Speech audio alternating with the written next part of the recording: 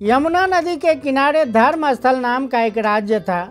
वहाँ के राजा गुणाधीश थे। उसी राज्य में केशव नाम का एक विद्वान ब्राह्मण भी रहता था। वह पूजा पाठ और यज्ञादि करवाने के लिए अपने यजमानों के घर जाता रहता था। केशव की मधुमालती नाम की एक सुंदर कन्या थी।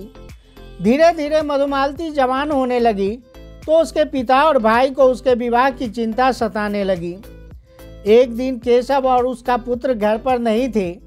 उसकी अनुपस्थिति में विक्रम नाम का एक होनहार ब्राह्मण पुत्र केशव के घर आया। केशव की पत्नी ने उसे सर्वगुण संपन्न समझकर अपनी पुत्री का विवाह उसके साथ तय कर दिया। केशव के पुत्र के साथ वामन नाम का एक ब्राह्मण पुत्र भी पढ़ता था। वह बहुत ही बुद्धिमान और रूपवान था। केशव के पुत्र ने अपनी बहन का विवाह उसके साथ तय कर दिया। शाम को जब केशव घर लौटा तो पता चला कि उसने भी मधुसूदन नाम के एक ब्राह्मण पुत्र के साथ मधुमालती का विवाह निश्चित कर दिया है। अब समस्या यह थी कि माता पिता और भाई तीनों ने ही मधुमालती का विवाह का दिन तारीख सब तय कर दिया था। तीनों ही अपने अपने तय किए गए लड़कों से विवाह करने के लिए जोर दे रहे थे, क्योंकि तीनों ही वचनबद्ध थे। संजोग से तीनों ने मधुमालती के विवाह का दिन भी एक ही दिन निश्चित किया था। समस्या की गंभीरता को देखते हुए उन्होंने यह निश्चय किया कि मधुमालती जिसके गले में वरमाला डाल देगी उसी के साथ उसका विवाह कर दिया जाएगा। इस प्रकार तीनों ही ब्राह्मण पुत्र अपनी अपनी बारात को लेकर केशव के घर पहुंच गए। शादी के दिन केशव के घर खूब चहल पहल हो रही थी। दुल्हन के वेश में मधुमालती बहुत सुंदर लग रही थी। देखते ही देखते घर में खुशी का वातावरण कोहराम में बदल गया। अंदर से आवाज़ आई कि मधुमालती को सांप ने काट लिया है।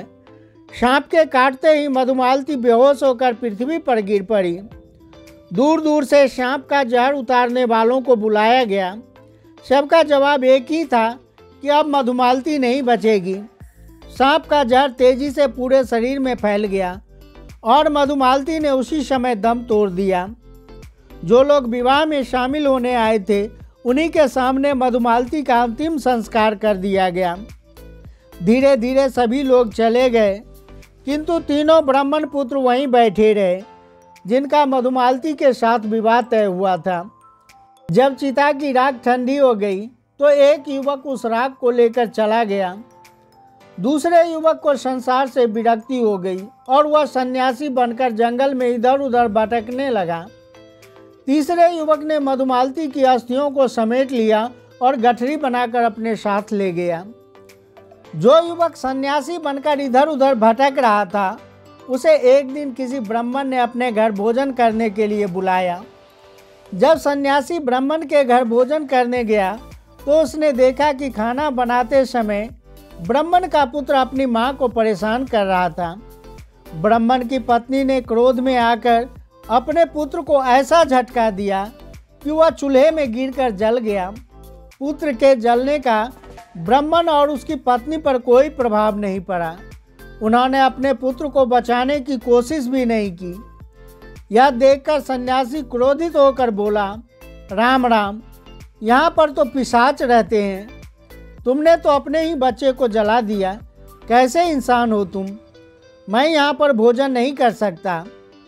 सन्यासी की बातें सुनकर ब्राह्मण बोला, महाराज आप भोजन करके जाइए। हमारे पास संजीवनी विद्या की पोथी है। जब राख ठंडी हो जाएगी तो हम बच्चे को फिर से जीवित कर लेंगे। यही कारण है कि हमने बच्चे को नहीं बचाया। ब्राह्मण की बातों पर सन्यासी को विश्वास नहीं हुआ। तभी ब्राह्मण संदूक में से संजीवनी विद्या की पोथी उठाकर ले आया। ब्राह्मण ने चूल्हे की राख को बिछाकर कुछ मंत्र पढ़े और फूंक मार दी। देखते ही देखते बच्चा जीवित हो गया। बच्चे के जीवित होने के बाद सन्यासी ने भोजन अवश्य किया, परंतु सन्यासी यही सोचता रहा कि यदि उसे संजीवनी विद्या की पोथी मिल जाए तो वह मधुमालती को जीवित कर सकता है।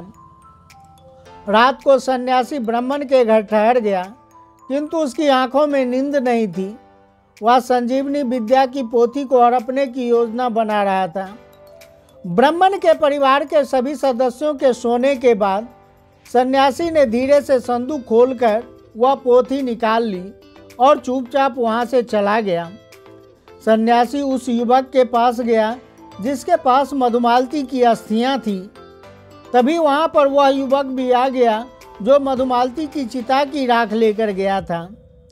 एक ने मधुमालती की अस्थियां जमीन पर बिछा दी तो दूसरे ने चिता की राख फैला दी। तभी सन्यासी ने पोथी से मंत्र पढ़ा और फूंक मार दी।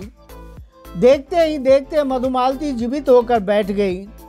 अब तीनों युवक मधुमालती को अपनी पत्नी बनाने के लिए आपस में लड़ने लगे।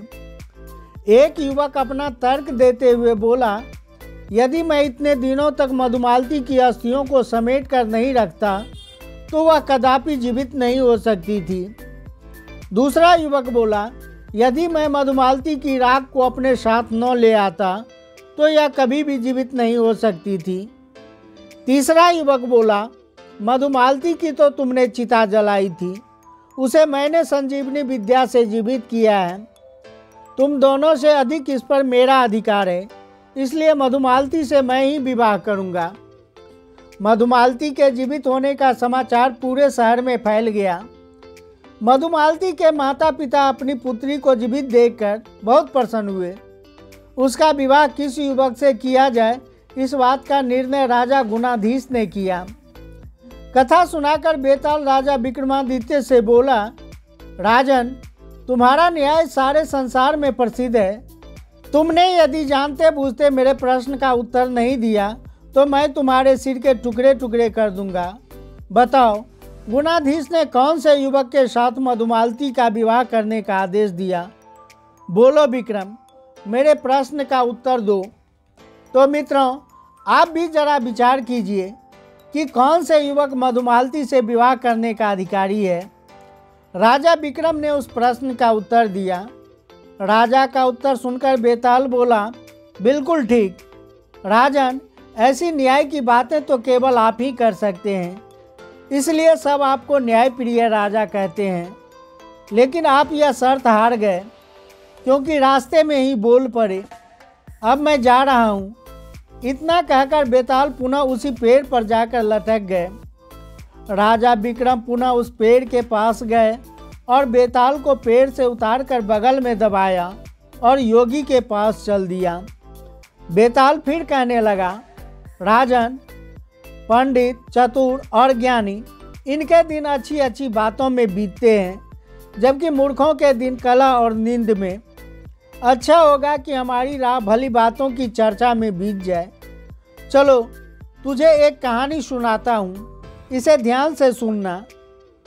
मित्रों, यह एक तार्किक प्रश्न है जिससे हमारी तर्क क्षमता और ज्ञान का विकास होता है। इस प्रश्न का उत्तर आपको विक्रम बेताल भाग 4 में मिल जाएगा, जो कि इस चैनल कथा सागर बाय रमन पर शीघ्र ही उपलब्ध हो जाएगा।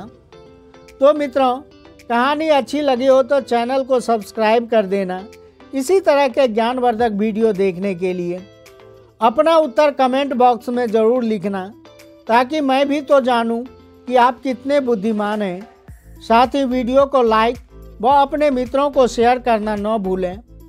अपना बेशकीमती समय देने के लिए आपका बहुत बहुत धन्यवाद।